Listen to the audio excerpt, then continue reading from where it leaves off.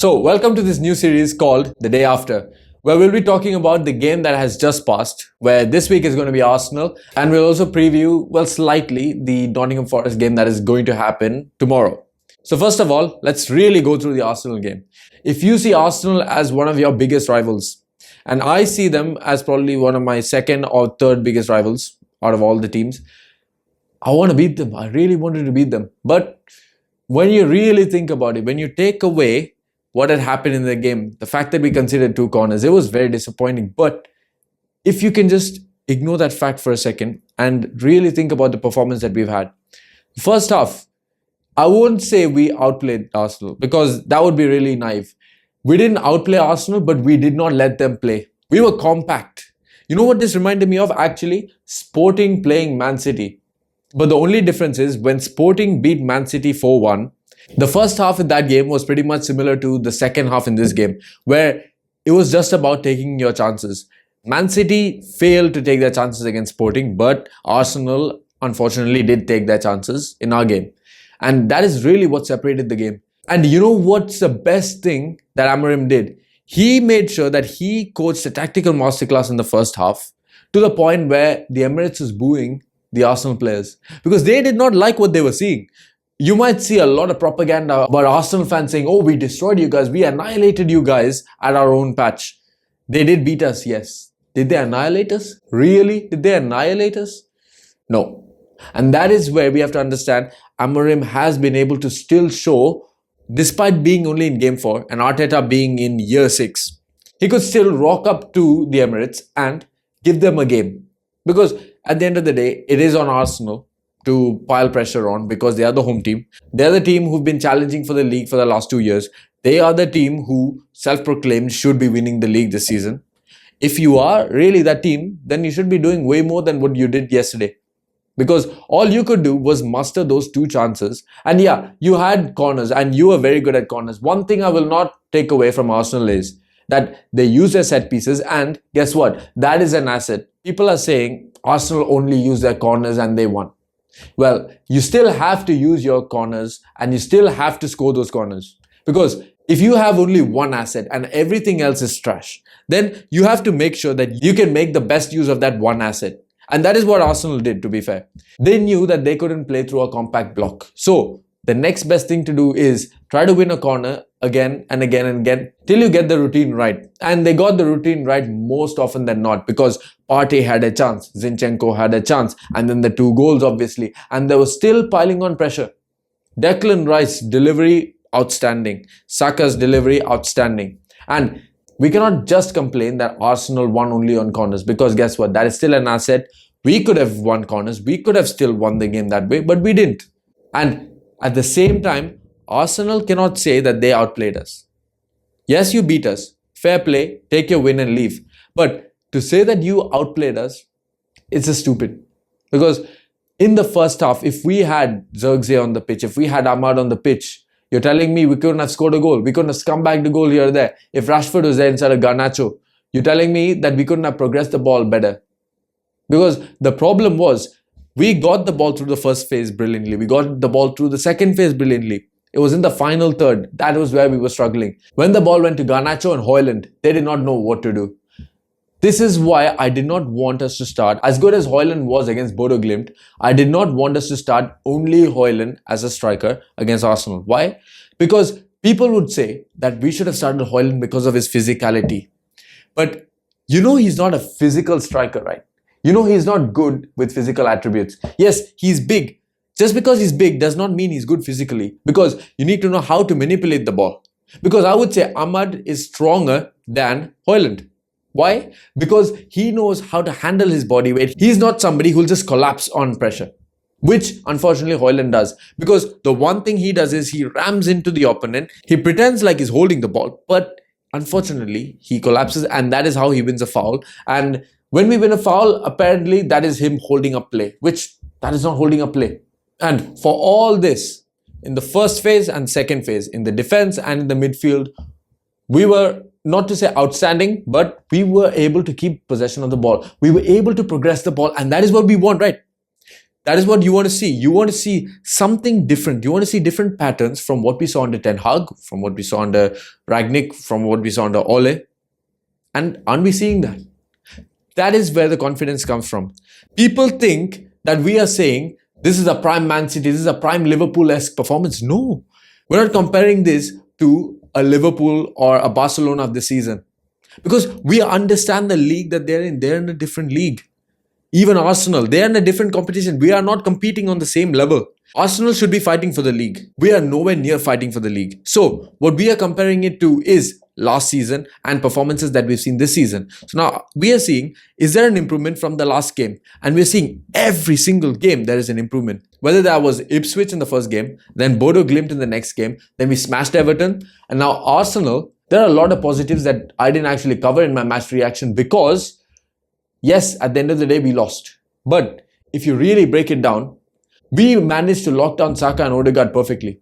We had Malacia and Mazraoui on the left-hand side, and that was able to lock down Saka.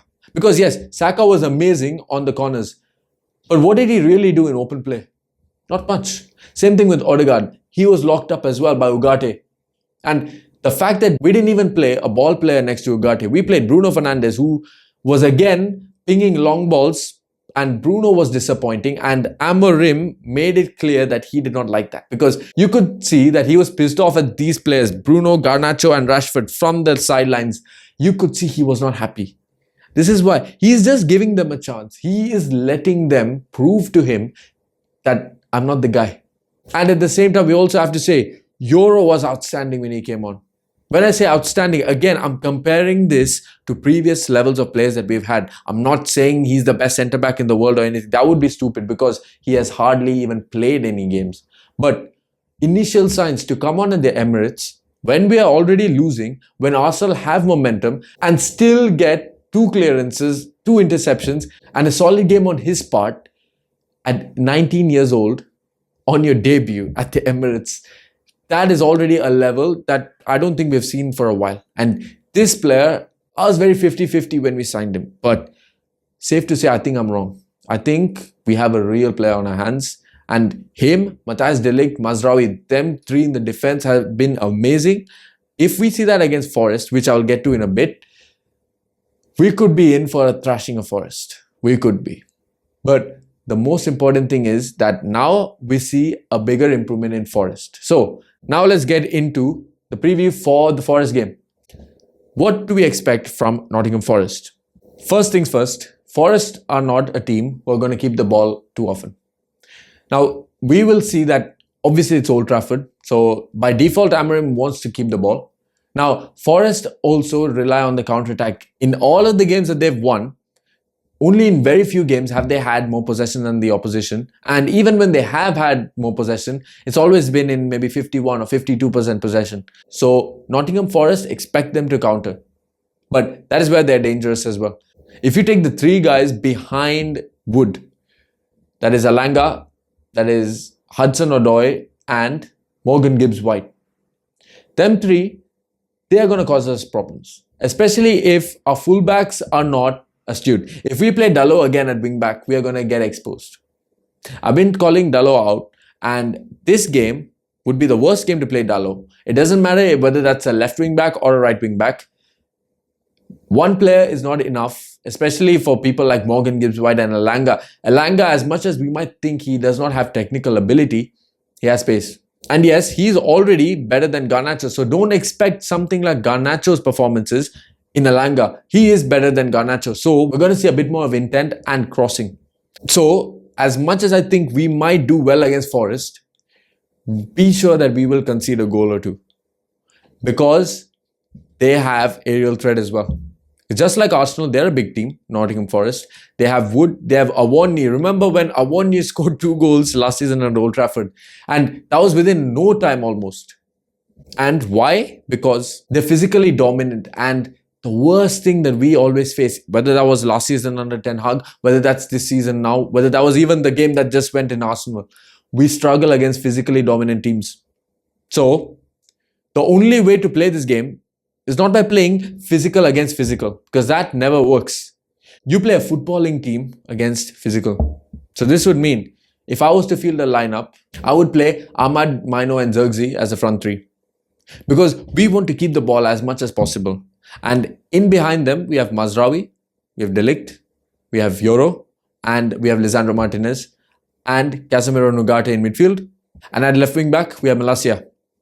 So what we want to do, the most important things are give Euro some minutes, take him off maybe at halftime, and at the same time, let Malacia play probably the entire game now because he's already had 2 starts. One against Arsenal, 45 minutes he was hooked, and also Bodo Glimt, same thing, 45 minutes and he was hooked.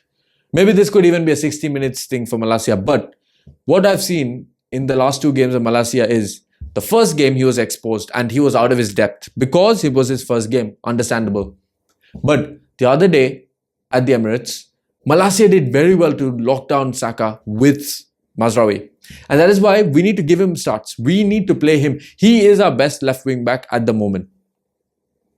Because Mazraoui is obviously going to play on the right hand side and we need him on the right hand side. Luke Shaw is once again injured. Ideally, you would have Luke Shaw at left centre back and you could push somebody else into left wing back. But Luke Shaw is just not reliable. So cut your losses on him and try to sign somebody else, whoever that may be. But at left wing back right now, Malacia is the way to go. I don't mind dropping Bruno because we want a technically solid team. We want to play Casemiro, we want to play Ahmad, we want to play Mino, we want to play Zirkzee. Obviously, Mazraoui, Malacia, Lisandro De Ligt and Euro. This team can actually play technical football and yes, we might concede a goal, we might concede 2. But with this Forest team, one thing that we've seen across the last, 3 games is that against Arsenal and against Man City, their attacks aren't as coherent as they've been last season. Yet, both teams got 3 goals. But I feel in build-up, we can do more damage than both Arsenal and Man City did to Forest. But that's only if we play a technical team. But if we go physical or if we go for P&P with Rashford, Garnacho and Højlund as a front 3, yeah, then we're not passing 2 goals, honestly. Then we're going to very much struggle. But it really depends on the lineup. It depends on how Amorim sets up. And we can pretty much expect the same thing from Amorim because he's been consistent from the first game onwards. He's played the same way. And all we have to do is just trust him. And we could see coherent football at Old Trafford, especially against Nottingham Forest on Sunday. So, at the end of the day, what is my prediction for this game? I would say we are going to win, obviously. This is going to be a 3-1 in our favor.